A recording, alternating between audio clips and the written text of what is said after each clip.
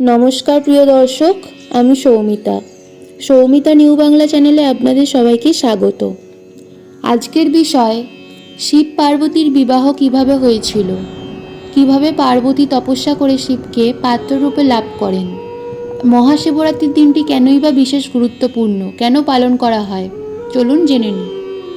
হিন্দু পুরাণে শিব ও পার্বতীর বিবাহ কেবলমাত্র একটি দাম্পত্য সম্পর্ক নয়, বরং এটি আধ্যাত্মিক সাধনা ও ভক্তির প্রতীক।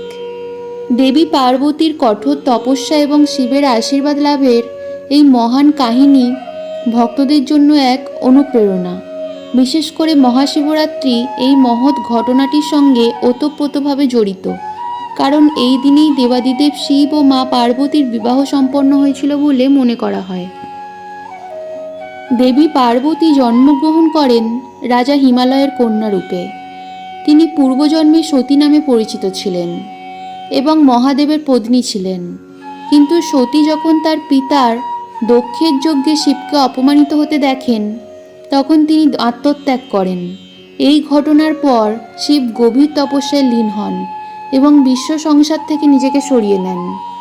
সতী পুনর্জন্ম নিয়ে পার্বতী রূপে জন্মগ্রহণ করেন এবং ছোট থেকেই মহাদেবকে স্বামীরূপে লাভ করার বাসনা রাখতেন।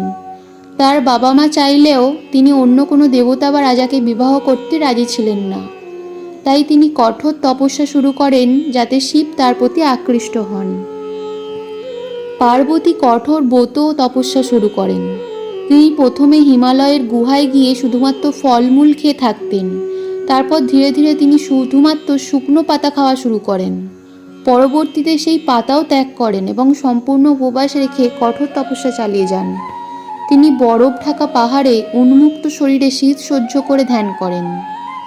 শরীরের সূর্যের প্রখর তাপে বসে থাকেন এবং কখনো কখনো শুধুমাত্র বায়ু গ্রহণ করে জীবন ধারণ করেন।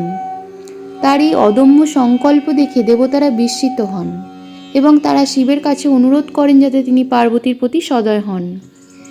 শিব পার্বতীর তপস্যা পরীক্ষা নিতে বিভিন্ন রূপ ধারণ করেন। একবার তিনি এক বৃদ্ধ সন্ন্যাসীর ছদ্মবেশে এসে পার্বতীকে বোঝানোর চেষ্টা করেন যে শিব একজন যোগী, গৃহস্থ জীবন তার জন্য নয়। কিন্তু পার্বতী দৃঢ়ভাবে বলেন যে তিনি কেবলমাত্র শিবকেই স্বামী হিসেবে চান।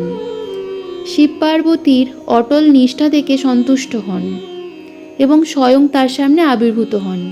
তিনি পার্বতীকে আশীর্বাদ করেন ও বলেন, তুমি আমার অর্ধাঙ্গিনী হবে, আমাদের যুগল রূপ হবে অর্ধনারীশ্বর। শিব ও পার্বতীর বিবাহ অত্যন্ত জাঁকজমকের সাথে অনুষ্ঠিত হয়। দেবতা, ঋষি, মুনি ও গন্ধর্বগণ এই বিবাহের সাক্ষী হন। শিবের বিয়ের শোভাযাত্রা ছিল অত্যন্ত অদ্ভুত। তার সাথে আসছিলেন ভূত, প্রেত, নাগ, রাক্ষস ও অন্যান্য অলৌকিক প্রাণীরা। রাজা হিমালয় এবং তার স্ত্রী মেনকা ভয় পেয়ে যান, কিন্তু পার্বতী দৃঢ়প্রতিজ্ঞ ছিলেন। যখন শিব তার রূপ প্রকাশ করল তার সামনে, তখন সবাই বিস্মিত হয়ে যান এবং রাজা হিমালয়ও খুশি হন। এরপর বেদমন্ত্র উচ্চারণের মাধ্যমে তাদের বিবাহ সম্পন্ন হয়। মহাশিবরাত্রি হলো সেই পবিত্র রাত যখন শিব ও পার্বতীর বিবাহ সম্পন্ন হয়েছিল বলে মনে করা হয়। উপবাস ও তপস্যা। শিবরাত্রিতে উপবাস করলে পার্বতীর মতো আশীর্বাদ পাওয়া যায় বলে বিশ্বাস করা হয়।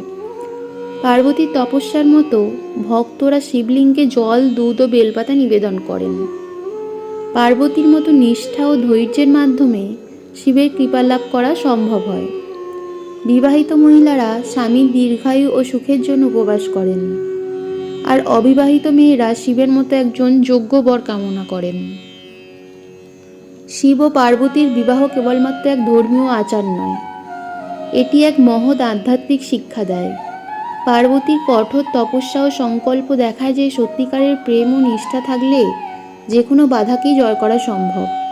মহাশিবরাত্রির মাহাত্ম্যকেও এখানেই জয়ী। এই দিন শিবের কৃপা লাভের সর্বোত্তম সময়, যখন ভক্তরা পার্বতীর মধ্যেই ভক্তি নিয়ে শিবের আরাধনা করেন। প্রিয় দর্শক, ভিডিওটি কেমন লাগলো কমেন্টে জানাবেন, আর লাইক, কমেন্ট, শেয়ার, সাবস্ক্রাইব করে আমাদের চ্যানেলকে সাপোর্ট করে যাবেন।